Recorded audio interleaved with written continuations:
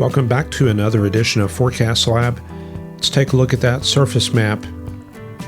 We've got a ridge coming up from the western Gulf into eastern Kansas and Iowa. The return flow, not well established, but dew points starting to come up around 70 in San Antonio and Del Rio.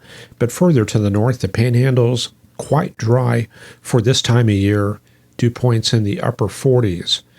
Now further north, there's a little bit more moisture at play here, a few 50s in central Nebraska, and we've got this upslope flow coming into the Black Hills region, southeastern Montana, and southwestern North Dakota. So there could be some storms here later today ahead of this triple point that's currently near Sheridan, Wyoming. A outgoing cold front in the eastern U.S., there it is, some thunderstorms along the east coast, stretching from Binghamton down to about Baltimore, Norfolk, and Charleston, South Carolina. Further to the west, cold core convection across Ohio and Michigan. Kind of a cool, showery day in that region. And then in the western U.S., let's take a look out there. Some cold air starting to work into the Great Basin region. Temperature is rather cool this afternoon, and then as we go further north, the main storm track way down here, some showers associated with that, and then in Alaska, stagnant weather, little burst of cold air coming into Yukon and the Northwest Territories, but rather mild. Temperatures are gradually working their way up to the 50s and 60s. So another week of this, and the weather should be a little bit more summer-like. Northern part of Canada still quite cold. We can see this bullseye of thickness lines indicating a lot of cold air anchored over Baffin Island. That's not really in a position to come south because we've got southerly flow across the prairies. Most of the cold air is heading out towards the Labrador Sea. And then in Quebec there, a little bit of mild air, 60s, and then it looks like another rainy afternoon shaping up in the Canadian Maritimes. Just a very quick look at the records for this afternoon. Yeah, a warm one at Galveston, 90 degrees, and Alamosa coming close to a record at 83. And here we go again. More warm weather for Texas, but this will be confined mostly to the Texas Panhandle and southwestern Kansas. Temperatures as hot as 104 in Childress and 105 at Roswell. Then for Sunday, 103 at Del Rio, but this is nothing like what we had last week. Not much going on for Monday, but the heat has definitely shifted to the northeastern U.S.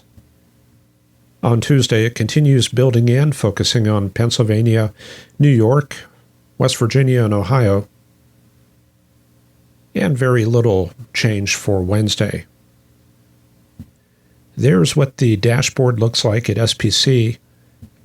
Slight risk in the Black Hills region, and that other storm line producing a slight risk in that region. You can see some tornado watches out all the way from Baltimore down towards Cape Hatteras.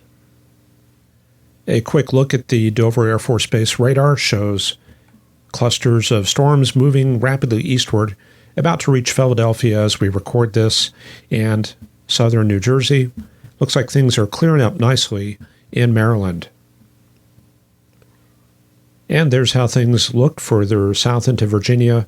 The storm's already offshore, so this is rapidly exiting the picture. This is where we're expecting stuff later this afternoon. The Rapid City radar covering parts of Wyoming. This is where storms are going to be forming in a few hours. If we look at the velocity at Rapid City and bring that tilt up a little bit, you can see the shear vectors got the southeast flow in the lower levels of the atmosphere coming around to the southwest up at about 2 kilometers AGL. So there's some good shear there. The problem is lots of dry air.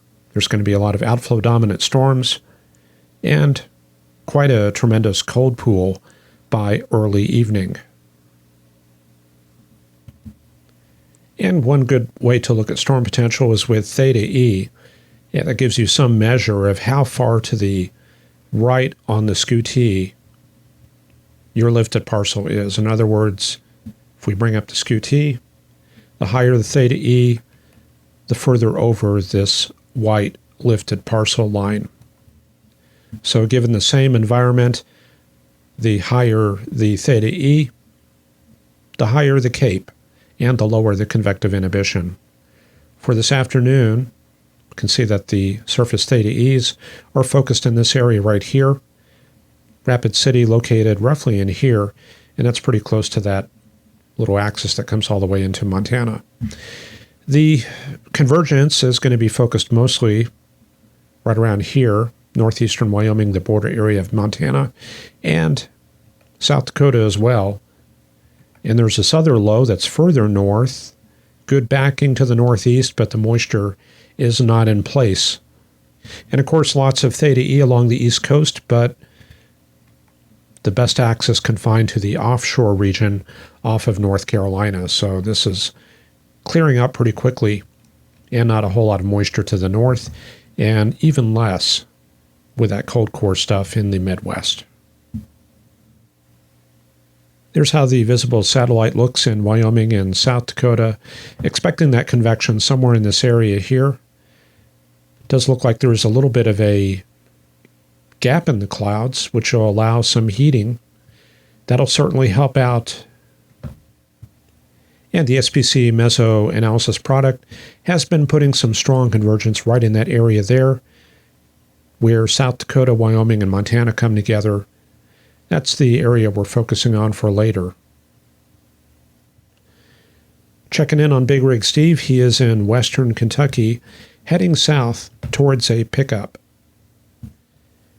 And that puts him in the zone of cold air advection on the backside of that front, kind of on the southwestern periphery of that cold core system. And things certainly looking a little bit showery around there. Cumuliform clouds, you can certainly see those with kind of a low anvil, maybe about 3 kilometers off the ground. With these cold core events, the convection is definitely in the lower part of the troposphere. Above that, the air tends to be a little bit too warm to support convection. Let me show you the soundings. There you go. That's going to be about where he is, western Kentucky. Current sounding looking like this, and you can see that steep lapse rate there from the surface up to 3 kilometers. Above that, an inversion. And this is actually some of the residual tropical air over that region. So most of the action taking place in that layer right there and spreading near the top of that area of steep lapse rates. Let's take a quick look at the week ahead. Return flow across the plains this afternoon. Get those storms going up in South Dakota, North Dakota, there they are.